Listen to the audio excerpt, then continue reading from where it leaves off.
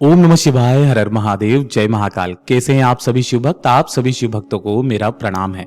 हम सबको पता है कि आज है योगिनी एकादशी का दिन, जिस दिन आप सभी लोगों को ये हरिहर सौधा दीपक जलाने वाला उपाय करना होता है। काफी सारे भक्त कंफ्यूजन में है कि भैया इस बार हम लोग जो एकादशी का व्रत रखें वो कब रखें, 10 जुलाई को रखें या 11 जुलाई को रखें। तो इसका भी प्रमाण जो है मैंने पहले वाले वीडियो के अंदर बता दिया था। दोनों ही दिन की एकादशी मानी जा रही है। गृहस्थ जीवन वालों के लिए 10 तारीख की, वैष्णव वालों के लिए 11 तारीख की, है ना। जो गृहस्थ जीवन वाले जो हैं, यानी कि हम लोग जो हैं 10 तारीख का जो व्रत रखेंगे वो 11 तारीख को इसका पारण करने वाले हैं। दोनों ही दिन की एकादशी है, क्योंकि पंचांग में भेद होने के कारण एकादशी क्षय तिथि में जा रही है। ना ही उदया की बन रही है, ना ही प्रदोष की बन रही है। तब पूज्य गुरुजी ने कहा था कि कभी भी अगर इस तरीके की एकादशी पड़ जाए तो गृहस्थ जीवन वालों के लिए दशमी युक्त एकादशी जो कि 10 तारीख की है, लेकिन वैष्णव जीवन वालों के लिए आपको 11 तारीख की एकादशी मानिए। तो दोनों ही दिन की एकादशी है जिस रात्रि को आप इस उपाय को कर सकते हैं। तो मैंने कंफ्यूजन आपका दूर कर दिया। अब ध्यान से सुनना, सबसे ज्यादा महत्व होता है 10 तारीख की रात्रि को आपको यह वाला उपाय करना है।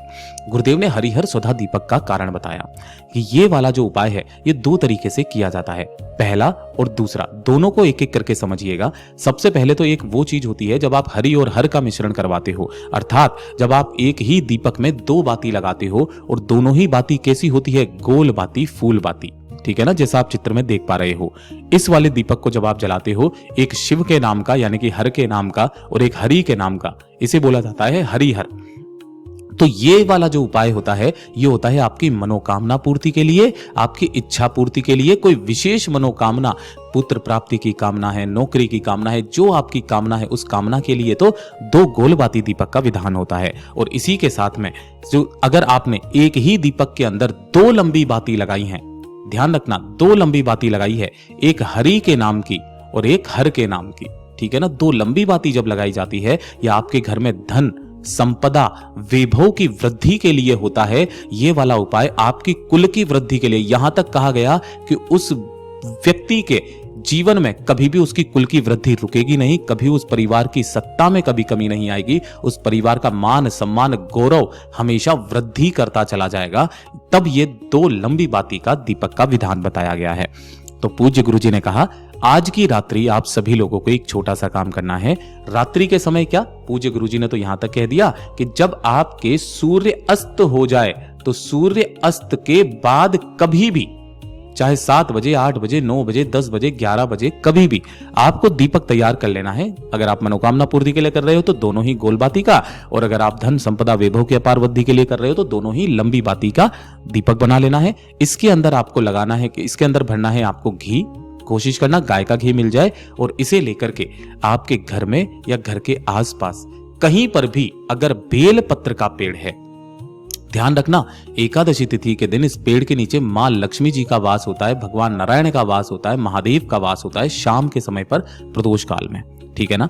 इस पेड़ के नीचे आना, थोड़ा सा आसन, किसी भी चीज का, गेहूं चावल हरे मूंग का आसन लगाना, और उस 2 बत्ती के दीपक को जला करके यहां पर हरि और हर का स्मरण करके यहां पर रखना है। लेकिन उससे पहले आपको 11 बार एक शब्द का स्मरण करना है, वो है स्वधा स्वधा स्वधा। इस तरीके से आपको 11 बार शब्द का स्मरण करके हरिहर महादेव के नाम से इस दीपक को यहां पर प्रज्वलित करना है, जलाना है, और ढोक देकर वापस चले जाना है। ढोक देने का मतलब है प्रणाम करके वापस चले जाना है। केवल एकादशी के दिन ये वाला उपाय करना स्टार्ट कर दो, आपके जीवन में सुधार आना स्टार्ट ना हो जाए तो कहिएगा। पूज्य गुरुजी का बहुत अद्भुत और अचूक उपाय है, जरूर से कीजिएगा। और ये दूसरे नंबर का उपाय जो कि आपको करना, दुनिया में चाहे सारे काम भूल जाना, लेकिन ये वाला उपाय तो आपको करना ही करना है। ये कब कहा कि जब आपके दुख के आंसू सूखने का नाम ना ले रहे हो, है ना, आपको घर वाले ताने मार रहे हैं, घर वाले मतलब आपके ऐसे दुख मिल रहे हैं जो आपकी कुंडली में नहीं लिखे हुए हैं, कुंडली में किसी तरीके का कोई दोष है, कोई कष्ट है, कोई पीड़ा है जो आपके जीवन से दूर जा ही नहीं रही है, कोई आपकी विशेष कामना है वो पूरी नहीं हो रही है, तब पूज्य गुरुजी ने कहा था कि जो एकादशी पड़े उस एकादशी तिथि के दिन, चाहे घर पर चाहे आसपास जो शिवालय पड़े वहां पर मंदिर में, इस वाले उपाय को जरूर करना। 1 लोटा शुद्ध जल अपने घर का लेना तांबे के कलश में, और जो भी पवित्र नदी का जल आपके पास में हो, गंगा का, जमुना का, नर्मदा का, जनरली हम सबके घर में गंगा जल मिल जाता है, और अगर ये भी ना हो तो थोड़ा सा लाल चंदन, है ना, इस जल के अंदर आप मिला लेना, और इस जल के साथ में ही 1 दीपक गोल बाती का घी का, ध्यान रखना, घी का गोल बाती का एक दीपक लेकर के आपके घर के आसपास जो भी शिवालय हो, शिव मंदिर हो, वहां पर आपको पहुंचना है। अब यहां पर ध्यान से सुनना, अगर आप किसी कारणवश शिवालय में, शिव मंदिर में नहीं जा सकते तो आपके घर में जहां शिवलिंग विराजित है, आप वहां पर भी इस उपाय को कर सकते हैं। चाहे सुबह, दिन में, शाम को, रात्रि को, किसी भी समय पर शिवलिंग के पीछे की तरफ में बैठना है, क्योंकि आप सभी को पता है कि शिवलिंग की जलाधारी ये उत्तर दिशा की तरफ में होती है, तो आपका मुख उत्तर दिशा की तरफ में होना चाहिए। शिवलिंग के पीछे की तरफ बैठकर दोनों हाथों में उस कलश को लेकर सबसे पहले श्री शिवाय नमस्तुभ्यम मंत्र का स्मरण करते हुए समस्त जल को शिवलिंग के ठीक ऊपर समर्पित कर देना है। समर्पित कर देने के पश्चात आपको घूम करके वापस सम्मुख में आना है। यहां पर नंदी भगवान बैठे रहते हैं। नंदी भगवान के पीछे की तरफ में खड़े होकर के यहीं से शिवलिंग के शीर्ष को देखते हुए 3 बार आपको एक शब्द का स्मरण करना है, वो है स्वधा स्वधा स्वधा। मैंने अभी अभी आपको बताया स्वधा कौन है। स्वधा मैया पार्वती जी की नानी का नाम है, जो पितृलोक में निवास करती है। और जो भी जल आपने यहां पर समर्पित किया है, जलाधारी से नीचे जाकर के इस स्थान पर गिरता है, ये स्थान आपके पितरों का होता है। ये संपूर्ण जल आपके पितरों के भाग में जाता है। पितृ तृप्त होते हैं, खुले हाथों से आशीर्वाद लुटाते हैं, आपके जीवन के सारे दुख, सारे कष्ट खत्म हो जाते हैं। केवल ये एक ऐसा उपाय है जिससे आप अपने पितरों से कनेक्ट कर पाते हैं। पूज्य गुरुजी ने कहा कि अगर आपके पास में समय हो तो 3 बार सुधा शब्द का स्मरण ना करके नंदी के पीछे बैठ करके ही अगर सुधा स्रोत का मात्र एक बार पाठ भी कर लिया जाता है। सुधा स्रोत क्या है? जिसके अंदर 12 श्लोक हैं।